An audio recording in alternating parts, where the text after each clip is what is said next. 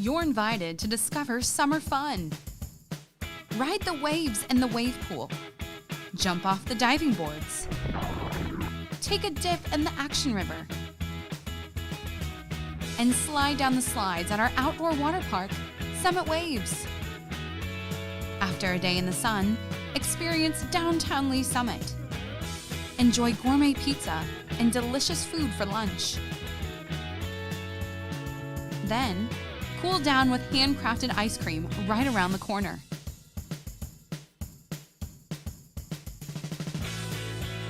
Summer at the Summit, Lee Summit, Missouri.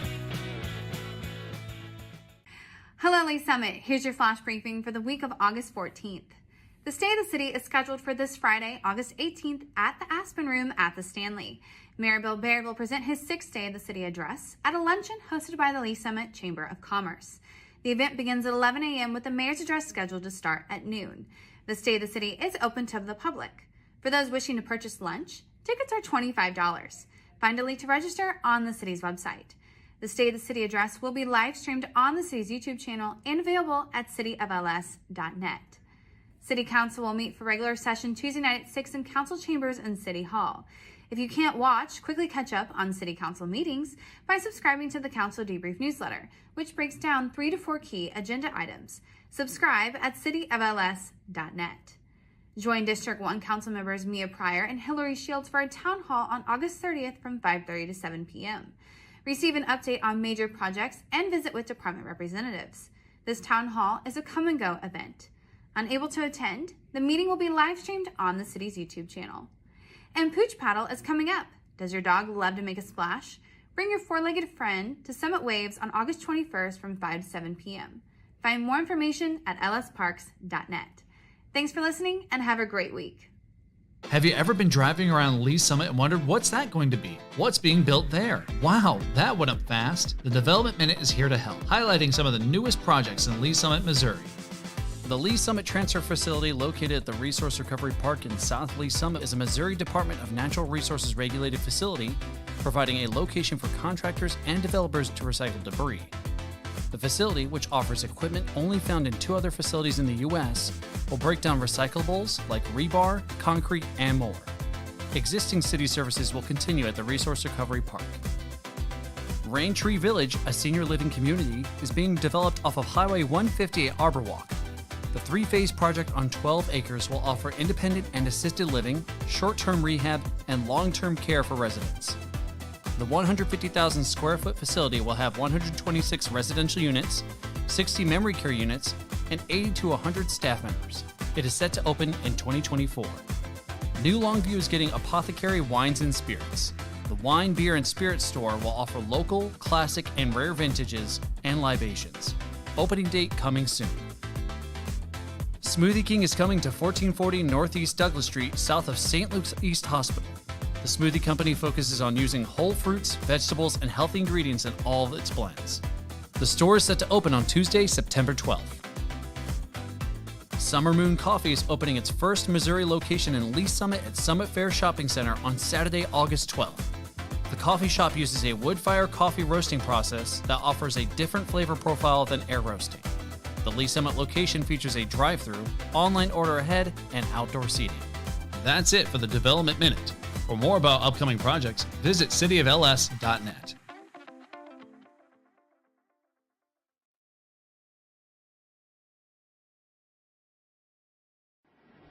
Lee Summit is your destination for big city vibes and small town charm. Head to the downtown Lee Summit Farmers Market, where local meets fresh. Then grab a cup of coffee and discover a variety of shops and boutiques just around the corner. Continue the fun in downtown Lee Summit at a retro arcade bar. Discover your new beer at one of our 6 locally owned breweries. Cool off with some handcrafted cocktails at happy hour. End the night with live music and good company.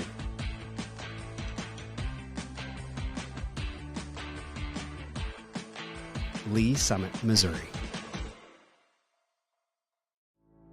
Traditionally, we think as police officers, those responding to law enforcement needs within the community. But honestly, we are there to serve our citizens, and our citizens do go into crisis. They do have mental health crises, and we're being called to those scenes on a regular basis. In order to help serve those citizens better, we did initiate the Crisis Intervention Team Program. These are officers that are specially trained to de-escalate crisis situations. Recently, we've brought co-responders onto the scene, licensed qualified mental health professionals housed within our police department, and they respond with those officers directly to those scenes where a crisis is occurring so they can interact with that citizen and get them the help they need right there on that scene. The co-responders are either bachelor or master level in a behavioral health related field. They wear plain clothes, they don't carry weapons or anything like that.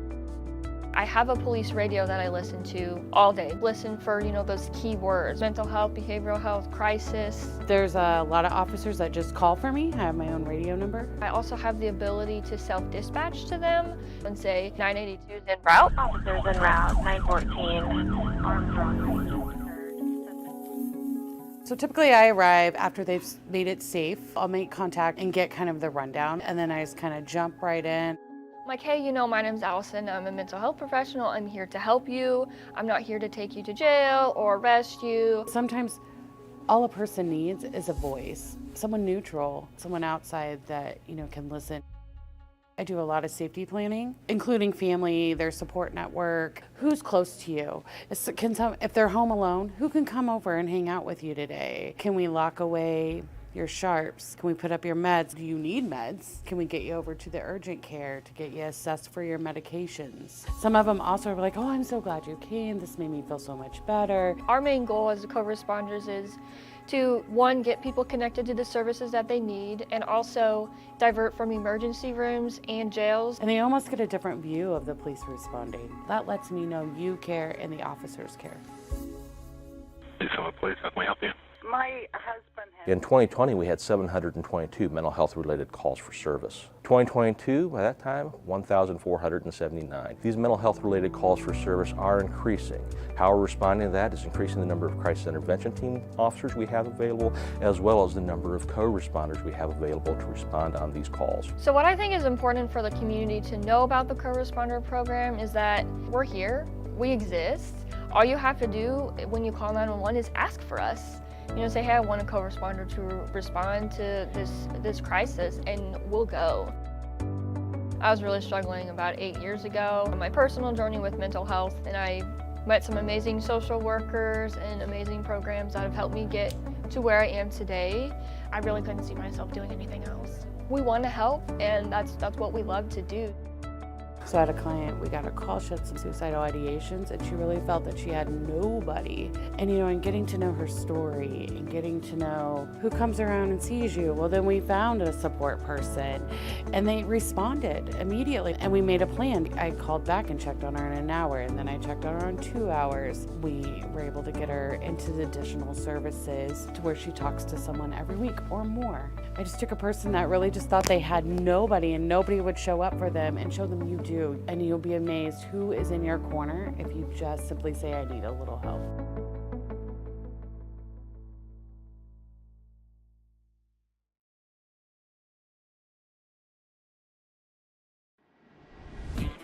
Lee Summit has you covered for all of your summer fun.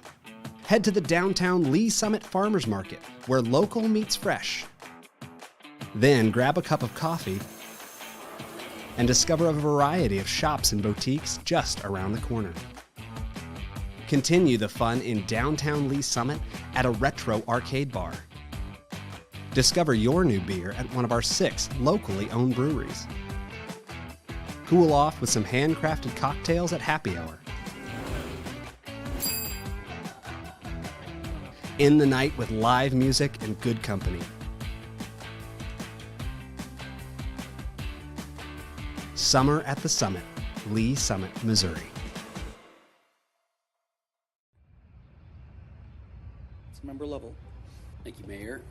Great presentation, Ryan. Thank you. Is there any indicator that shows, are we supporting a need with... They talk about like gym rats, kids that grew up with their dads that were coaches. Like I was a city hall rat. My dad, Tom Lovell, was hired as a parks administrator in 1978 and spent 40 years in public service here in Lee Summit. I would go up on the weekends when he was working, and I'd run around and play and do things, and I didn't know what he was doing at the time, but I just knew that was part of our weekend routine some days, was to go up and hang out at City Hall. Being part of a city from a young age to now in my adult life, you reap so many benefits from that. The people you know, you care more for something that you've been a part of. My wife and I knew we wanted to raise a family. Just trying to find a community that we thought we could raise our children in, that was good to me. And it just felt like the right move as we were deciding on a city to come back to.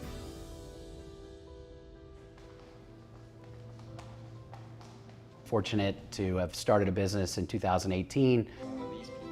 I founded Level Insurance Group, and we are a business insurance brokerage. So we help businesses procure insurance. Decided to throw our flag in the ground here in Lee Summit, and it's grown. I also have this passion for learning and curiosity, and I started a podcast series. So I really enjoy this opportunity where I sit down with business owners and tell their story, and get this out to other people in hopes that maybe it betters their life and gives them some inspiration or something. It's going to be a really exciting time, and obviously this city's in my blood. My dad's been a part of it for a long time, so I'm really excited. Thank you all. A lot of people would say I was crazy, right? So why do you throw your hand up and subject yourself to going into city politics? I think, especially as I've gotten older, I just felt, maybe a civic duty, like a responsibility to say, hey, this city's been great to me. Here's a way that I can give back and take some of my skills and put them to work for the people of this city. I wanted to bring a different, maybe way of thinking and take some of my business acumen and see areas that it may apply to how we develop and grow this community, and just give a different perspective. One of our biggest challenges, but also one of our biggest opportunities, is how do we develop and grow this community? We don't want to grow too fast, but we want to grow at a pace that helps support, who and what we are as a community. So, we've got a lot of opportunities, whether that be through development or parks. We've got a lot of land coming on board. So I just think it's important, it's a challenge, but it's also our greatest opportunity. And so we just got to be smart how we do that. It's just asking some different questions. I'm one that, I'm not contrarian for contrarian's sake. What I am is someone will tell me something, and then I want to get to that position with them by just asking thoughtful questions along the way. And then if I can get there, then I feel like we've answered everything we can to move that forward, versus, hey, here's kind of how we've done it. I'm never this is how we do it, this is how we've always done it, and this is how we'll continue to do it. Office of Council Member for District 2. All of my practical experience has put me in this position to serve, and I just raised my hand and said, I want to do that. For which I was elected on April 5th, 2022. I feel this obligation to carry this legacy that my dad did, my family did, and then giving my kids an environment to grow up in that makes them want to come back. My kids have started rec sports through the Parks and Recreation system, and I'm watching them play soccer on this sport field that my dad helped develop, and my dad's sitting there with me, right? I mean, that's the stuff that really matters in life.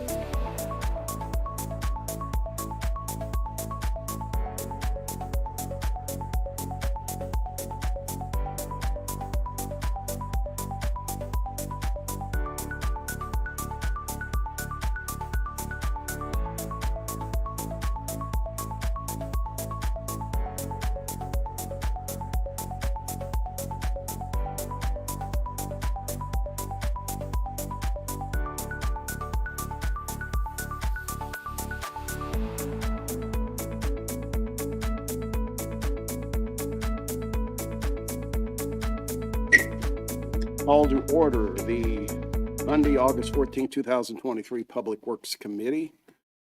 Roll call, please. Chairman DeMauro. Here. Vice Chair Edson. Here. Councilmember Pryor. Here. Councilmember Lovell. Here. Yeah, that's all four of us. Next up is approval of the agenda. Here. Yes, Councilmember. I move to approve the agenda as posted. Second. I have a motion and a second to approve the agenda. Any discussion? Roll call, please. Chairman DeMauro. Aye. Vice Chair Edson. Aye. Councilmember Pryor. Aye. Councilmember Lovell. Aye. Yeah, that's 4 ayes approving the agenda. Next up, public comments. Anybody know of any public comments? Not aware of any public comments received. Okay. Moving on then, we'll start the business. First item is 2023-5753, approval of the July 10th, 2023 Public Works Committee action letter. Roll call, motion, please. Here. Yes, Councilman Redson. I move for approval of the July 10th, 2023 Public Works Committee action letter. Second. I have a motion by Councilmember Edson, a second by Councilmember Pryor to approve the July 10th, 2023 Public Works action letter. Any discussion? Seeing none. Roll call, please. Chairman DeMauro. Aye. Vice Chair Edson. Aye. Councilmember Pryor. Aye. Councilmember Lovell. Aye. It's 4 ayes approving the July 10th, 2023 Public Works Committee action letter. Next up, TMP 2739, an ordinance awarding the bid for project number 815 for the Crack Seal FY24 program to Pavement Management LLC in the amount of $327,000 and authorizing the city manager to execute an agreement for the same. Oh, Vince. Good evening. Vince Schmager, Public Works Project Manager. Yeah, for tonight I have the consideration, the agreement for this year's Crack Seal program to Pavement Management LLC.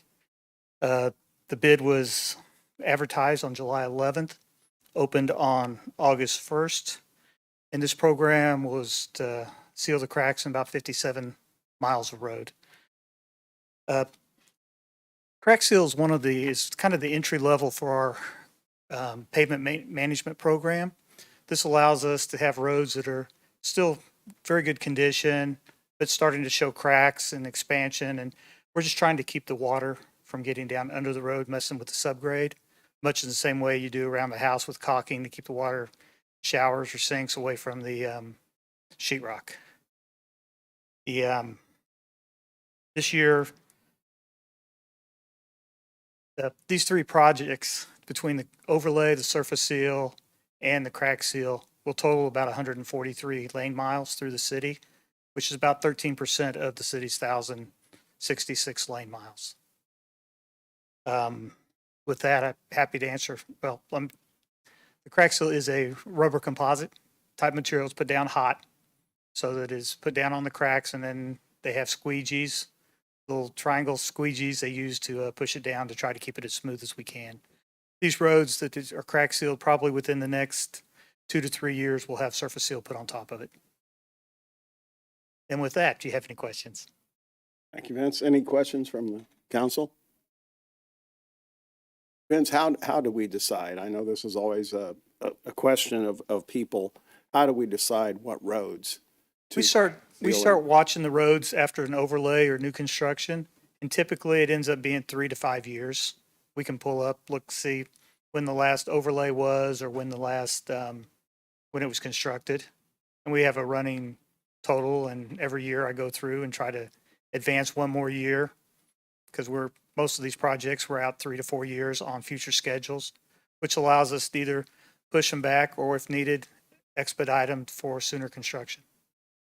Okay, thank you. Councilmember Edson. What's your tolerance level on a crack? So how big does it have to, how wide does it need to be before you'll come in and seal it? It's greater than 1/8 inch, but based on this contract, we really don't do it per crack. We do it per area, the same as we do an overlay or the surface seal. Yeah, what if somebody's got like a 2-inch crack across their street? They can call into our, the main Public Works, and operations can go out and take a look. Some of those they will mill out and put about a 2-foot patch across there and fill it in.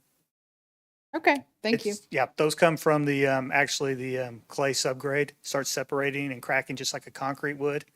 They never seem to go back. They always just seem to get wider. Okay, thank you. Thank you, Chair. You.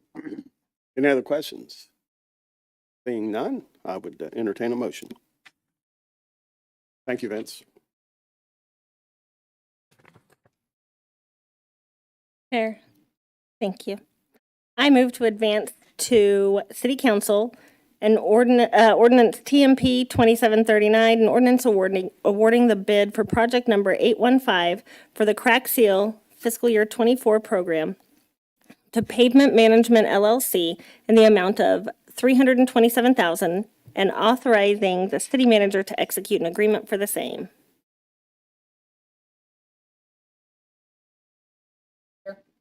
Was that a motion to recommend to council for approval? Yes. Okay. Okay. Second. Thank you. I have a motion by Councilmember Pryor, second by Councilmember Edson, moving TMP 2739 to the full council with a recommendation of approval. Roll call, please. Chairman DeMauro. Aye. Vice Chair Edson. Aye. Councilmember Pryor. Aye. Councilmember Lovell. Aye. Thank you. That's 4 ayes in favor of moving TMP 2739 to the full council. Next up, TMP 2687, an ordinance approving modification number 2 to the agreement for professional engineering services for 3rd Street improvements from Jefferson Street to Blue Parkway, RFQ number 2020-066, between the City of Lee Summit, Missouri, and WSP USA, Inc. for the increase of $106,000 for an amendment to basic services with an amended not to exceed amount of $835,300 and authorizing the city manager to execute the same. Susan Berry. Good evening, Susan Berry, City Traffic Engineer, here to present you with modification number 2 for 3rd Street project that runs between Jefferson and Blue Parkway. The reason behind the additional request for additional consultant fees is mostly because of right-of-way negotiation and design changes associated with that. We have 57 total parcels on that project. We have signed 40, and so there's 17 remaining. A lot of those signed parcels, we had to do some negotiations, some slight design changes to get the signatures. And so our consultant needs to revise the plans to include these changes. We also had some utility issues. Evergy came in with a new project manager. We had a complete design, and the new project manager basically wanted to change everything, which also changes any of the utilities that were attached to the Evergy poles. Also included is some additional survey work and some construction services, which that's survey staking, pre-construction conference, plan revisions, as-built, and meetings associated with construction. I'll be happy to take any questions. Thank you, Susan. Any questions from the council? I do have a question, Susan. That is, you said the 57 total parcels, 40 have signed. Are the other 17 imminent? In other words, I'm looking for a timeline answers. What if things like within this month, if everybody got signed, what's our timeline? I think we're still looking at a construction starting next spring to summer. Anything to add, Michael? So we know that we have been authorized to use eminent domain for the 17 remainder. However, we continue to negotiate. I believe we have reached settlement with at least one. And it's not 17 individual property owners. Many of these are owned by the same individual. So we do anticipate still going through the condemnation process. There are a couple of those that we don't believe we will reach an agreement before a commissioner's assignment. So as Ms. Berry indicated, we anticipate going to construction sometime in the spring of next year. We believe there's still plenty of time between now and then for us to resolve those remaining items. Thank you for clarifying. Yes, there's 50 parcels, 40 parcels have signed, 17 parcels left, and not all people. It's 17 parcels. Any other questions? I don't see any, Susan, so I will entertain a motion.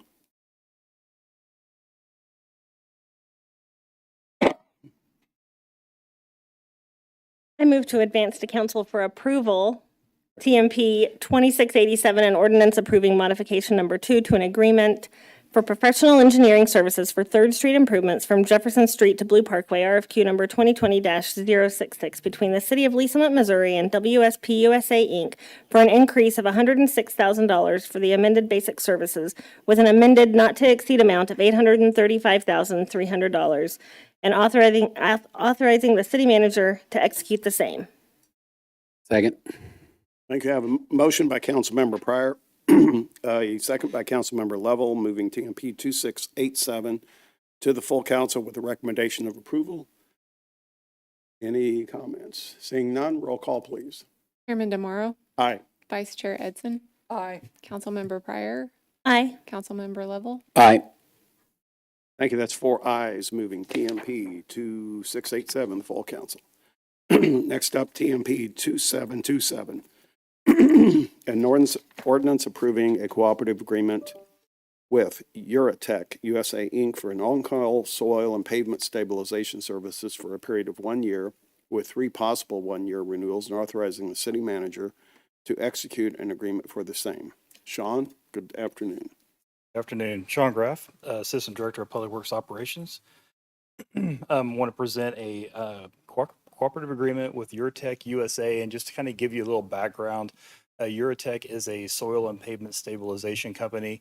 They use a foam injection product rather than sometimes you'll see concrete. So if you would imagine a really big spray can foam that you use around your windows or your doors, it's like that, but it's mounted on a big truck. I haven't looked at the contents of the foam. They may be different, obviously, but they work kind of the same. And so what they do is they will drill down through the pavement. They will shoot the foam down into the subgrade underneath the pavement, and that fills in all the voids. And then as they start working up, they can actually raise the pavement. This is not a solution for all of our roads. Typically, this is probably your higher traffic arterials. As an example, we have used Eurotech in the past. One of them was over on Langsford Road. Kind of around the paddock area, there was a storm pipe that crossed the road in a valley over there, and we had a little bit of settlement around that storm pipe, and we were able to raise that road back up, and now we've got an overlay over the top of it 10 years later, and you really can't even tell it's there.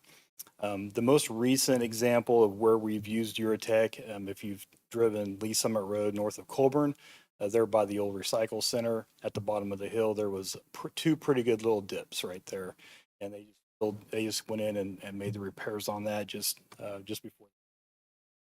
So that's kind of what we've used them in the past. They do a really good job.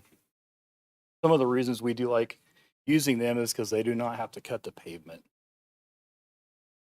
Keeps the integrity of the pavement intact. We don't have to dig through the subgrade to make our repairs. So once they stabilize the subgrade and the pavement, they fill in the little holes that they drill through the pavement with concrete, and you pretty much have everything intact. There's less of an impact to traffic. A lot of times we can move traffic from one side to the other while they raise the other side, so we don't have to tear anything out and wait for concrete to dry or any of that. So the funding source for this would be coming out of the city's transportation sales tax under a right-of-way infrastructure rehabilitation program that was approved by City Council in the FY24 capital improvement plan. Anybody has any questions, I'll be happy to answer them. Thank you, Sean. Any questions from the council? Councilmember Edson. Thank you. I always learned so much on this committee, and I'm just being real picky, and you may want to throw it over to Mr. Park on this question, because I was looking at the dates on the contract, and the dates are all like January and February of this year. So why are we just now seeing it like 8 months later? As Mr. Graff gave some examples of our use of Eurotech before, under our procurement policy, this was a contract that we entered in to use while our expenditures were under $75,000 on an annual basis.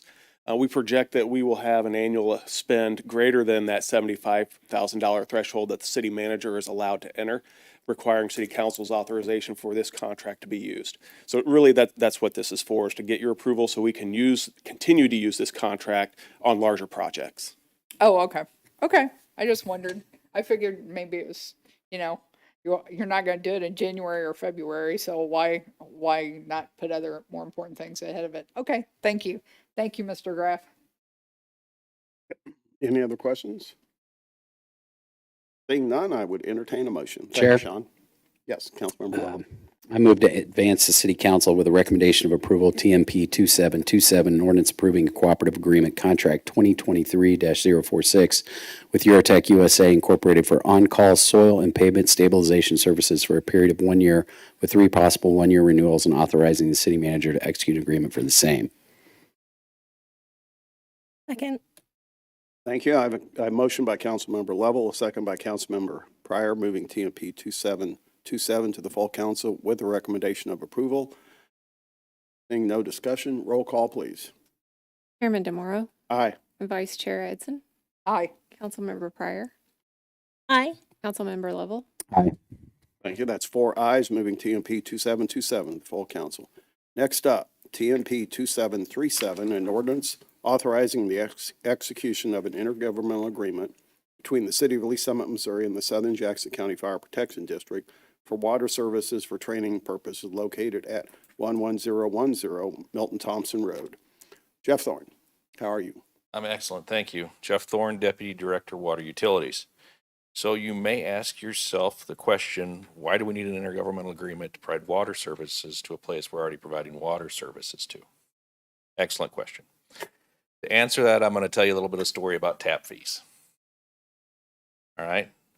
We charge tap fees. What it is, a system connection fee, a development fee, if you will, based on a 5/8 by 3/4 tap. So every single family home gets that.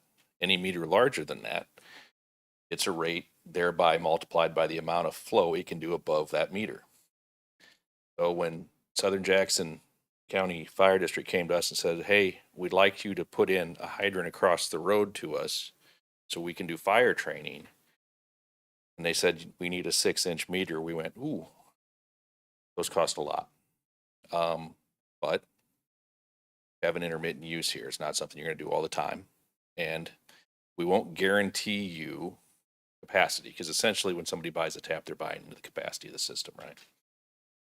So we won't guarantee you capacity, and we'll base this on an intermittent flow. And in that guise, with council approval, we can look to waive this tap fee, which is required by Chapter 32 of our Code of Ordinances. This intergovernmental agreement is to set up for us to have a metered connection so that they can have water to train. They're going to set up a burn station of some sort there. There's a water line project going on currently out in that area. That project will put in a line big enough to support this amount of flow. And as the contractor goes by on a side deal with the contractor, the fire district will get a hydrant put over into their area where they're going to do training with a meter and a backflow and all the proper stuff, such that they can train and purchase water in that fashion.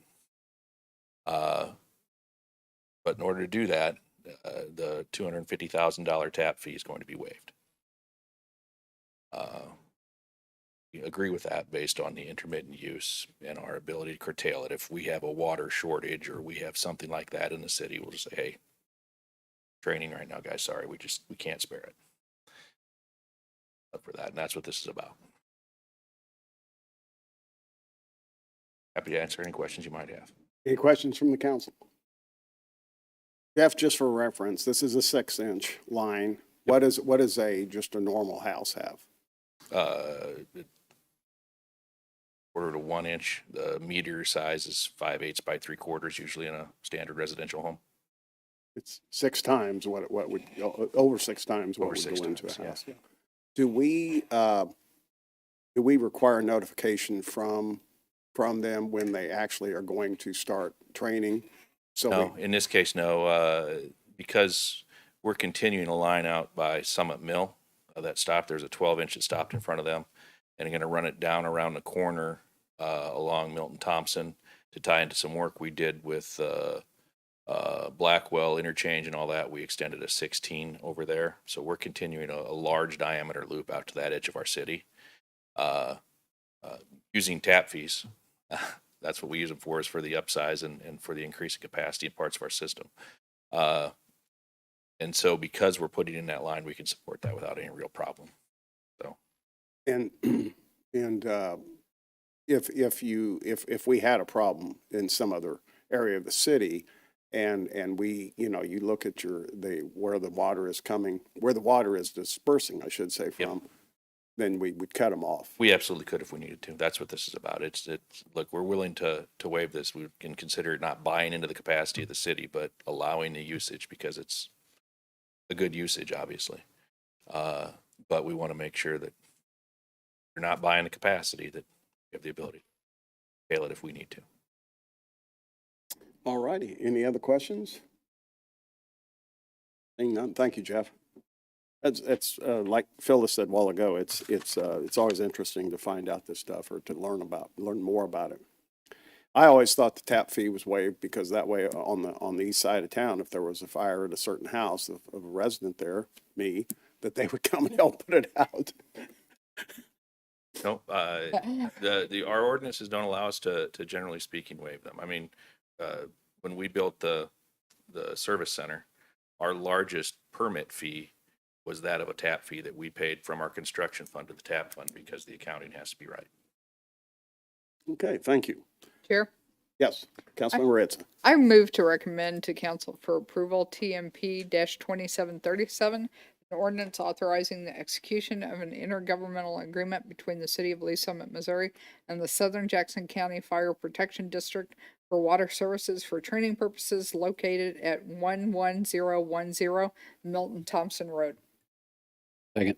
I have a motion by Councilmember Edson, a second by Councilmember Lovell, moving TMP 2737 to the full council with a recommendation of approval. Discussion, roll call, please. Chairman DeMauro? Aye. Vice Chair Edson? Aye. Councilmember Pryor? Aye. Councilmember Lovell? Aye. Okay, that's 4 ayes, moving TMP 2737 to full council. Next up, roundtable. Anybody have anything to talk about? Councilmember Pryor. Thank you. So my questions were actually both asked to me just today. Well, one yesterday, one today. What is the highest point of Lee Summit? If you're asking for an elevation, I can't give that, but the highest point would be at the top of the Lee Summit now closed landfill. What's the what's the most natural highest point? Most natural highest point. 150, maybe? I think it is down on 150 towards our western city limits around Horge. That's the highest in Kansas City, too, down off 150. Is it really? Do you know the elevation? I don't know. We can look it up if you're interested and share. Well, I got a text message today from someone, a constituent, asking me if I knew, and I didn't. And I tried looking it up, and I couldn't see anything. And then I was gonna say, before you respond, say and we'll get you the answer. If they're watching tonight, they know that I didn't. But and then, do we have any vehicle weight restrictions on any of our roads that prevent big trucks or semi trucks or anything? I believe we have a weight limit at Bridge in Lee Summit, but otherwise, no. It's just the statutory weight restriction on any vehicle that the state imposes. I believe that's 80,000 pounds, but yes, I'm getting a nod from our attorney. That's correct. Is that something a city could, if a hypothetical landfill went in to a specific area, is that something that a city could impose or weight restrictions on roads to prevent huge trucks? If the capacity of the actual facility can't carry the weight of that vehicle, then I believe so. Otherwise, I think the more appropriate approach would be just truck routing, which we have not done in the city of Lee Summit. I mean, you get into some issues of providing viable alternatives, and then some of the enforcement provisions of truck routing can be difficult if they have business on that route, like delivery services. There's always exceptions to every rule. Okay, thank you. Thank you. Any other roundtable items? Any roundtable from Staff? Only thing I'll make mention, our next meeting is September 11th, and that is also the first day of our snow rodeo week. So you all will be invited again. I know, yes, I can see Councilmember Edson is so excited. Snowdio. Snowdio. It is fun, but just letting you know, because we won't have another meeting before then, that you'll all be invited. I know I've seen you all out there before, and it is a good time. We're out at the maintenance facility this year, and I believe probably every year thereafter, as we're looking at east side development of our airport. It's not really a good future long-term location, so it's got a whole new route to drive. So if you're looking at notes from last year, you throw those away. Those aren't going to help you this year. But anyway, I just want to get that to your attention. You'll see invitations come out. And that would be the maintenance, if anybody's listening is interested, that's the maintenance facility on Hamlin Road. Correct. All right, anybody else? Saying Is no? would this be your last year being able to participate? Can we grandfather her in and she can just always participate? We do invite celebrity drivers, so there you go. Yeah, give us a good reason. Celebrity, come back out. Maybe she's a champion and somebody's trying to dethrone you. Well, since you're not encumbered by the laws of the city, you could actually apply for a job. There we go. There we go. I'm sure that's what Mr. Graff wants. Yeah, because Craig. He said that multiple times. Yeah, Craig always wanted to drive a snowplow in the wintertime, but he couldn't because he was a council member. Yeah. All righty. I will adjourn this meeting at 4:58. It looks, 4:58. Thank you all. There you go.